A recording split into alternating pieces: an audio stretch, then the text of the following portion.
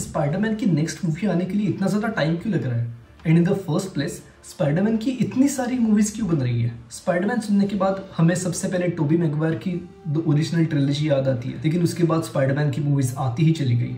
सबसे पहले Tobey Maguire की ट्रिलॉजी, उसके बाद अमेजिंग स्पाइडरमैन, उसके बाद होमकमिंग, उसके बाद स्पाइडर वर्स, और स्पाइडर वर्स में तो इनफाइनाइट पॉसिबिलिटीज ओपन हो गई और स्पाइडरमैन मूवीज बनाने के लिए। एंड इफ यू नोटिस, सिर्फ स्पाइडरमैन कैरेक्टर के साथ ही ऐसा हो रहा है। आपको शायद ही ऐसा कोई और कैरेक्टर मिलेगा कि जिसके इतने सारे रीबूट्स हो रहे हैं। तो स्पाइडरमैन को ये स्पेशल ट्रीटमेंट क्यों? उसके लिए हमें स्पाइडरमैन के कैरेक्टर राइट्स के बारे में जानना होगा। स्पाइडरमैन ये कैरेक्टर 1962 में स्टैनली ने लिखा था और उसके राइट्स तब से मार्वल के पास थे। 1990s में मार्वल ऑलमोस्ट बैंकरप्ट हो गया था और उसे अपने आप को बचाने के लिए अपने बहुत सारे कैरेक्टर्स के राइट अलग अलग स्टूडियोज को बेचने पड़े थे। जैसे 20th सेंचुरी फॉक्स को एक्समैन के राइट्स और फैंटास्टिक फोर के राइट्स मिले थे और यूनिवर्सल को हल्क के राइट्स मिले थे। वैसे ही स्पाइडरमैन के राइट्स सोनी को मिल गए थे। अब ये सारे स्टूडियोज अपनी मूवीज में इन कैरेक्टर्स को यूज कर सकते थे। But here comes the twist, और यही वो रीजन है कि क्यों हमें स्पाइडरमैन की इतनी सारी मूवीज देखने को मिल रही है।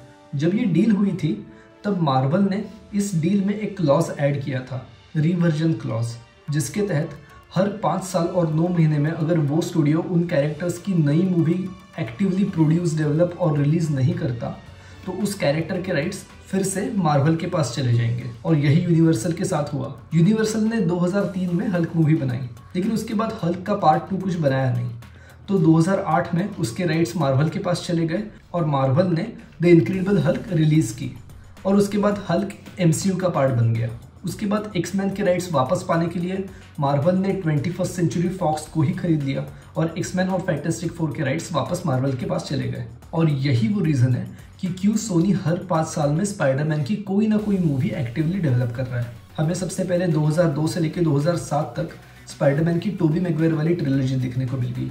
उसके 5 साल बाद 2012 को हमें अमेजिंग स्पाइडरमैन मूवी देखने को मिल गई और 2014 को उसका पार्ट 2 आया था। उसके बाद सोनी ने मार्वल के साथ मिलकर टॉम हॉलैंड वाला स्पाइडरमैन बनाया था, लेकिन वो इस क्लॉज में काउंट नहीं होता क्योंकि उसे मार्वल ने प्रोड्यूस किया था और सोनी ने सिर्फ डिस्ट्रीब्यूट किया था और उस मूवी में सोनी का कोई खास क्रिएटिव कंट्रोल नहीं था। अच्छा, अब मैं जो बताने जा रहा हूँ वो मेरा पर्सनल ओपिनियन है। इसके बारे में किसी भी स्टूडियो ने कोई ऑफिशियल अनाउंसमेंट नहीं की थी, लेकिन मुझे लगता है कि इस टाइम तक सोनी को यह समझ में आ गया था कि अगर वो कोई live action Spiderman movie series बनाता है तो उन्हें हर 2-3 साल में एक नई फिल्म रिलीज करनी पड़ेगी क्योंकि फैंस नई मूवीज डिमांड करते हैं। लेकिन क्या होगा अगर हर 2-3 साल की जगह सोनी हर 5 साल में एक मूवी रिलीज करे? तो ऐसे केस में फैंस सोनी पे नाराज हो जाएंगे, मूवी प्लॉट्स वगैरह लीक होना शुरू हो जाएंगे और ओवरऑल ये सोनी के रेपुटेशन के लिए बिल्कुल अच्छा नहीं है क्योंकि फिर ये बहुत ही ज़्यादा ऑब्वियस हो जाएगा कि सोनी हर मूवी को बनाने के लिए इतना टाइम लगा रहा है क्योंकि उन्हें सिर्फ उस कैरेक्टर के राइट्स को रिमेन करना है, दैट्स इट। और कोई भी कंपनी खुद की इमेज ऐसी बनाना बिल्कुल नहीं चाहेगी। तो फिर इस प्रॉब्लम को टैकल कैसे करें? Well, the smart choice is to make animated movies rather than live action, और यही सोनी ने किया क्योंकि एनिमेटेड मूवीज बनाने के लिए टाइम लगता है और सोनी मूवीज के रिलीज को डिले कर सकता है और इस बात को जस्टिफाई भी कर सकता है, वेल, क्योंकि वो एनिमेटेड मूवीज है। Now just look at the timeline. 2014 में अमेजिंग स्पाइडरमैन पार्ट 2 आया था। उसके 5 साल में सोनी को कोई ना कोई मूवी रिलीज करने की जरूरत थी। उन्होंने 2018 में 4 सालों में Spiderman into the Spider-Verse release की जो एनिमेटेड मूवी थी और उसके बाद एग्जैक्टली 5 साल के बाद 2023 में उनकी दूसरी मूवी रिलीज होती है और अब सोनी ये अनाउंस करता है कि उसके एग्जैक्टली 5 साल बाद 2028 में उनकी तीसरी फिल्म रिलीज होने वाली है। कोइंसिडेंस?